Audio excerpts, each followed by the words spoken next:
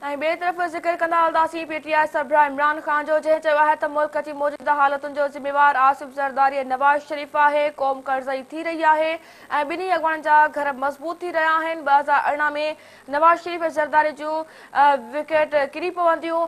Karachi press club में तक़रीब खे ख़िताब कंदे इमरान ख़ान चयो आहे त सेनेट चूंडनि में पाकिस्तान जी फतह थी आहे। जेकॾहिं सेनेट चेयरमैन नून लीग जो अची वञे हा त नवाज़ शरीफ़ पंहिंजी मर्ज़ी जो कानून पास कराए हा। हुन जो त ईंदड़ चूंडनि में पीपी सां इतिहाद न थींदो। नवाज़ शरीफ़ ऐं ज़रदारी जूं विकेटूं गॾु करणियूं आहिनि। संदसि चवणु हो त जेको पैसो कराची वारनि ते ख़र्च थियणो हो उहो दुबई वञी रहियो आहे।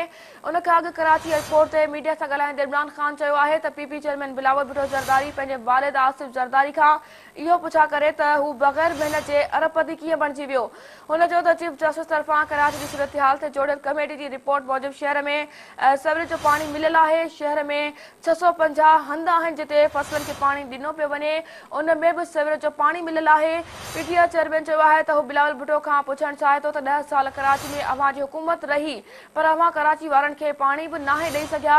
10 सालनि में कराची ऐं सूबे जे कंहिं हिकु शहर में का अहिड़ी शइ ॿुधायो जंहिंखे अव्हां ठीकु कयो हुजे। संदसि चवणो हो त बिलावल पंहिंजे वालिद आसिफ ज़रदारी खां पुछा करे त बग़ैर महिनत जे हू कीअं अरबपति बणिजी वियो।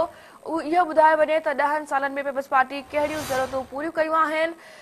पीटीआई सरबराह इमरान ख़ान चयो आहे त मुल्क जी मौजूदा हालतुनि जो ज़िम्मेवार आसिफ ज़रदारी ऐं नवाज़ शरीफ़ आहे। क़ौम कर्ज़ई थी रही आहे ऐं ॿिन्ही अॻवाननि जा घर मज़बूत थी रहिया आहिनि। 2018 में नवाज़ शरीफ़ ऐं ज़रदारी जूं बि विकेट किरी पवंदियूं। कराची प्रेस क्लब में तक़रीब खे ख़िताब कंदे इमरान ख़ान चयो आहे त सेनेट चूंडनि में पाकिस्तान जी फतह थी आहे। जेकॾहिं सेनेट चेयरमैन नून लीग जो अची वञे हा त नवाज़ शरीफ़ पंहिंजी मर्ज़ी जो कानून पास कराए हा। इन हवाले सां वधीक तफ़सील मालूम कंदासीं सिंध न्यूज़ जे रिपोर्टर बशीर संजराणी सां। जी बशीर, इन हवाले सां अपडेट कजो। जी फरा मां ॿुधाईंदो हलां त पाकिस्तान तहरीक इंसाफ़ जे सरबराह इमरान ख़ान चयो त मुल्क जी जेका मौजूदा सूरत हाल आहे उनजो ज़िम्मेवार आसिफ अली ज़रदारी नवाज़ शरीफ़ आहे।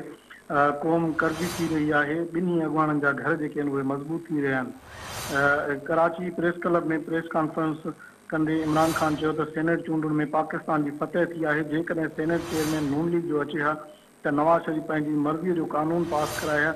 हुन चयो त ईंदड़ चूंडुनि में पीपीअ सां इतिहाद न थींदो।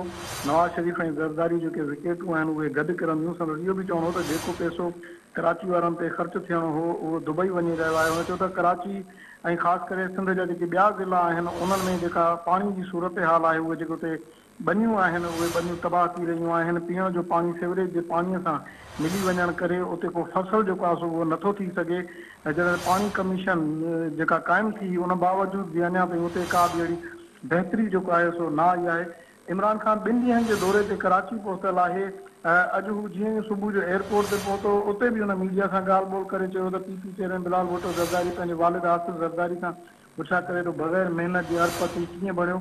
इमरान ख़ान जेको आहे सो प्रेस क्लब में मेयर जी प्रेस ऐं उन खां पोइ हाणे वरी क़ाइदाबाद में हलीमा शेख पारां जेको आहे सो उते रखियल आहे प्रोग्राम मेंबर साहिब जी मुहिम आहे। ऐं तक़रीबन राति जो ही जेके प्रोग्राम आहिनि 10 खां 10:30 वॻे ते हलंदा। 2 ॾींहंनि जे दौरे ते आहे। सुबुह जो वरी ॿियो शेड्यूल जेको आहे सो नओं तयारु कयो वेंदो।